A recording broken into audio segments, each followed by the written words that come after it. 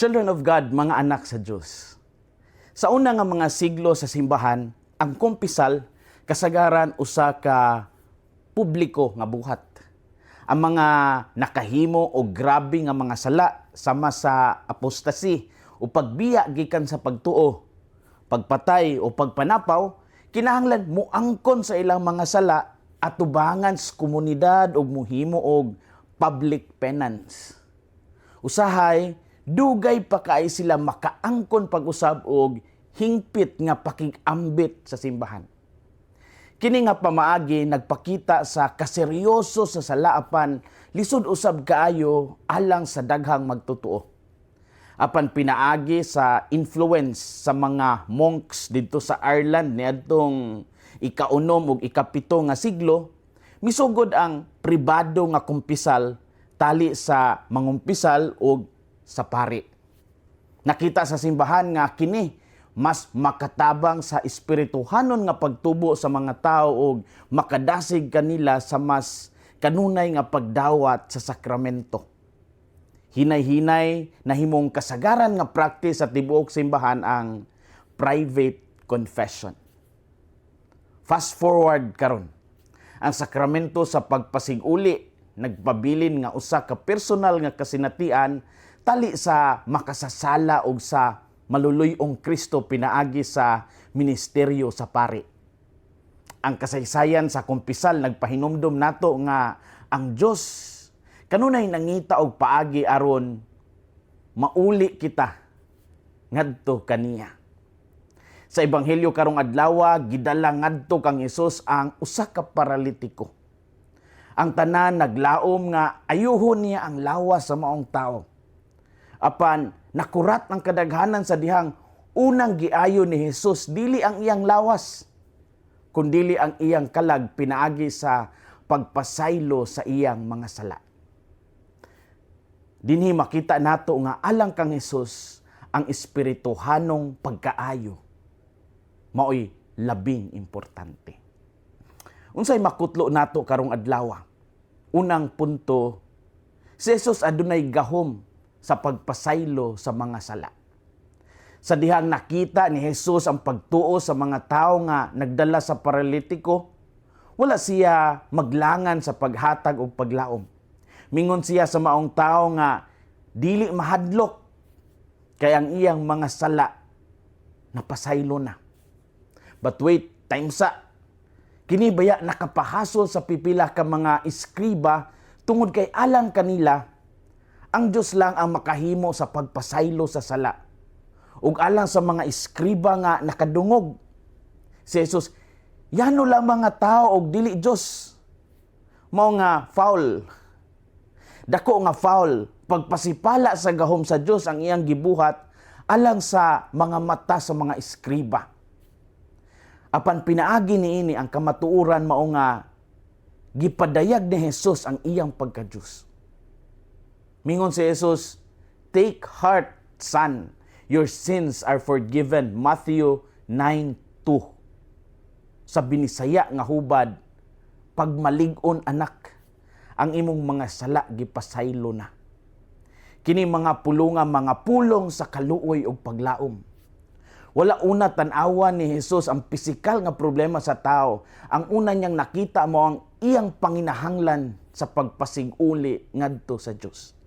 Nagpasabot kini nga ang kalag adunay labawng bili kaysa sa lawas. Usahay daghan kaayo kitag pag-atiman sa atong lawas apan mapasagdan pud nato ang atong kalag.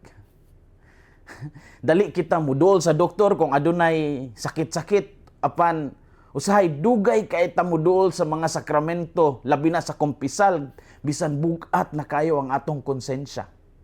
Ang Ginoo nag-awhag kanato nga dili kahadlukan ang pag-angkon sa atong mga sala. Ang kumpisal dili lugar sa paghukom kundi lugar sa kaluoy ug kaayuhan. Si Jesus adunay gahom sa pagpasaylo sa mga sala.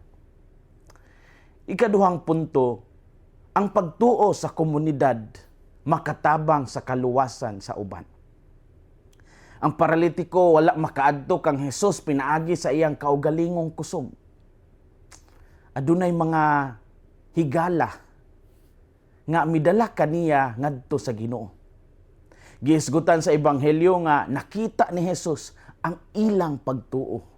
Ang pagtuo sa komunidad nahimong dalan aron makadawat ang paralitiko sa grasya ug pagkaayo. Dili ang pagtuo sa paralitiko ang gi-highlight dinhi kundi ang pagtuo sa iyang mga higala. Nagpasabot kini nga adunay dako nga papel ang komunidad sa pagdala sa uban ngadto kang Kristo. Kitang tanan gitawag sa pagdala sa uban ngadto kang Hesus. Mahimo nato kini pinaagi sa pagampo alang kanila, pagdasig kanila sa pagsimba o pagdapit kanila sa sakramento sa kumpisal. Adunay mga tao nga layo na sa simbahan o tingali dili na makahimo sa pagbalik sa ilang kaugalingon. Tingali ang mahimong instrumento sa Diyos kita aron sila makabalik. Ang atong pagtuo mahimong dalan sa kaluwasan sa uban. Ang pagtuo sa komunidad makatabang sa kaluwasan sa uban. Story time. Nay nangutanan ako, Father, nituo ba si Martin Luther sa kumpisal? Ang tubag, yes. Nituo si Martin Luther sa importansya sa paghinulsol o sa pag-angkon sa sala ngadto sa Dios. Gani sa sinugdanan sa iyang ministry, isip monghe og pari, dako kayo ang iyang paghatag og bili sa sakramento sa kumpisal.